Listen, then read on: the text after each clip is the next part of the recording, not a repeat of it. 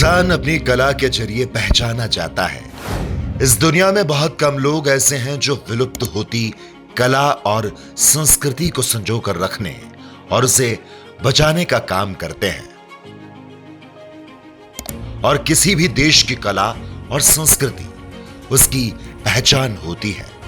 इस बात को प्रमाणित करने का काम किया जयपुर के मानसरोवर स्थित बांस शिल्पकारों ने।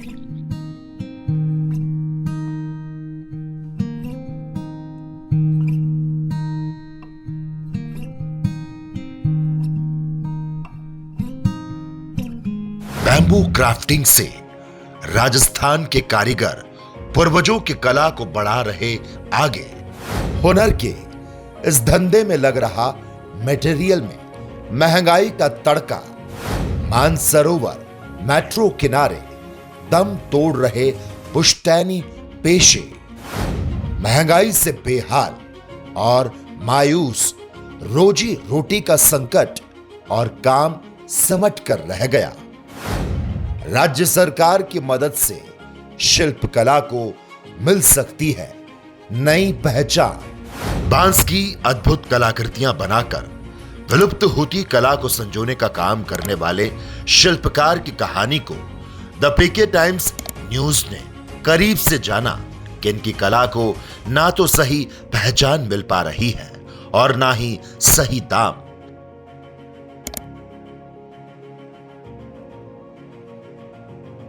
आज ये परिवार पुश्तैनी हुनर को न केवल अपनाए हुए है बल्कि इसी हुनर पर निर्भर भी है। मानसरोवर में बांस शिल्पकार और उनका परिवार बांस से हर दिन इस्तेमाल होने वाले सामान को बनाते हैं और बांस से बनी वस्तुओं को बेचकर अपना परिवार चलाते हैं। इनका ना तो कोई ठोर ठिकाना है और ना ही घर द्वार। पूरी जिंदगी ये बांस से बनाए सामान को बेचकर अपना गुजर बसर करते हैं। ये परिवार पीढ़ी दर पीढ़ी बांस से बना सामान बेचकर अपना जीवन यापन करते हैं। अगर राज्य सरकार इनके काम में मदद करे तो ये बांस शिल्पकार अपने काम को नई ऊंचाइयों तक लेकर जा सकते हैं। बांस का सामान बनाना इनका पारिवारिक व्यवसाय है और यही कारण है कि इसी को बनाकर बेचते हैं। इसी से इनका घर चलता है या यूं कहें इसी से इनकी आजीविका चलती है। इनका पूरा परिवार बांस से दैनिक उपयोग का सामान तैयार करता है और बांस से बनाए सामान बेचकर ये अपना गुजर बसर करते हैं। ये परिवार पीढ़ी दर पीढ़ी बांस से बना सामान बेचकर अपना जीवन यापन करते हैं। क्या कहते हैं कारीगर? माता जी, यहाँ पे आपको कितना टाइम होगा? आप ज़्यादा बुजुर्ग लग रहे हो। हमारे को यहाँ पर 50-60 साल हो गई। 50-60 साल से आप यही काम कर रहे हो? आपकी पूरी फैमिली यहीं है? हाँ, यहीं। अच्छा, तो आप इन किन किन चीज़ों का निर्माण किया है?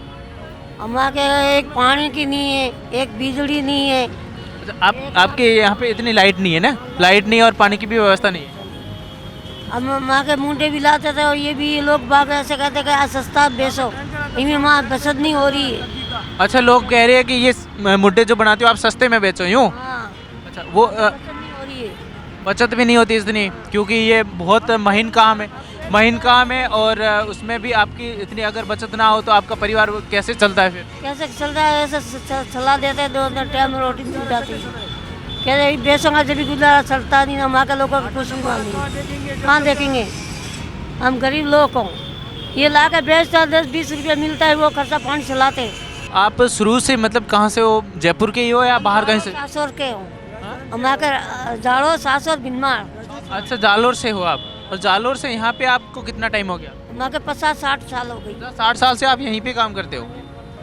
अच्छा, आपने है ना शुरुआत की थी ना इस काम की? आपसे भी पहले लोग कर रहे थे या आपने ही शुरुआत करी है? हमने शुरुआत करी। अच्छा, तो आपने इसी काम की शुरुआत क्यों करी? जयपुर में तो बहुत सारे काम है। कौन देता माँ को काम? ये बांस की टाटी है तो को 50 रुपये फुट है, को 30 रुपये फुट ऐसे बनाते। बांस भी महंगा हो गया। बांस से माँ के पास भी सीख के जाते वहाँ बनाते। अच्छा, तो आप है ना 50 साल से काम कर रहे हो, तो उस टाइम में और अभी के टाइम में रावण बनाते पहले, तो रावण मट्टी बनाते तो फिर माँ का क्या करते हैं, माँ का नुकसान आते। मैं ये बोला आपको 50 साल काम को हो गए है, तो पहले के काम में और अभी के काम में कितना फ़र्क है? कुछ महंगाई बढ़ी है? बहुत महंगा पड़ रहा है। पहले सस्ता होता था काम? हाँ पहले सस्ता था, अभी तो बहुत महंगा पड़ रहा है। ये 150 की पारी है ये आपका, इनमें कहीं बचत होगा। 60 रुपये की आती, 60 की आती, 50 की आती है, 80 की आती है, 90 की आती है, 100 की आती है। इनमें बचत हो रही नहीं है। लोग बाग सस्ता काम लेते हैं, हमारे को सस्ता काम देना आता नहीं है, हम गरीब आदमी हैं।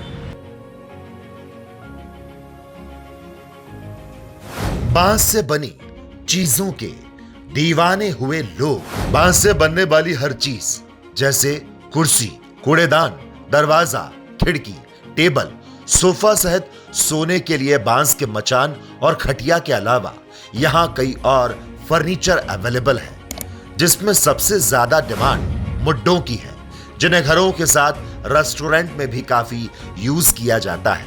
तो साथ ही लोग अब घरों में भारी सोफे लगाने की जगह बांस के हल्के सोफे पसंद कर रहे हैं। जिन महिलाओं का कभी उड़ता था मजाक, आज वही है सफल उद्यमी।